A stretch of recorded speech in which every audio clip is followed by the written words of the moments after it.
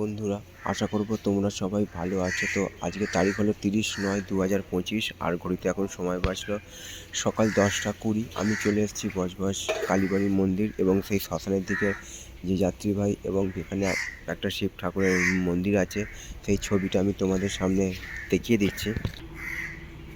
বাউরিয়া থেকে যাত্রী নিয়ে চলে এসছে লঞ্চ, বজবজ ফেরিঘাটে আসছে, সেই ছবিটাও আমি তোমাদের সামনে দেখাবার চেষ্টা করছি।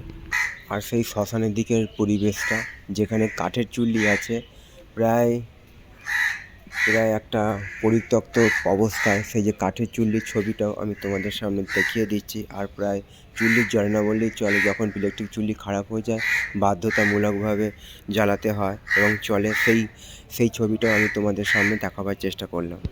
আমি একদম চলে এসেছি ইলেকট্রিক চুল্লির কাছে। ইলেকট্রিক চুল্লির যেখানে জানলাটা আছে এবং যেসব ছাইগুলো পড়ে থাকে, সেই ছবিটা আমি তোমাদের সামনে দেখাবার চেষ্টা করলাম।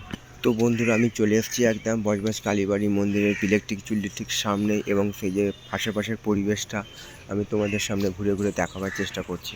আর একদম শেষ পজিশানে চলে এসেছি ইলেকট্রিক চুল্লি, যেখানে শেষ হয়ে গেছে এবং পাশ দিয়ে আর একটা প্রাইভেট কোম্পানির ফেরিঘাট চলে।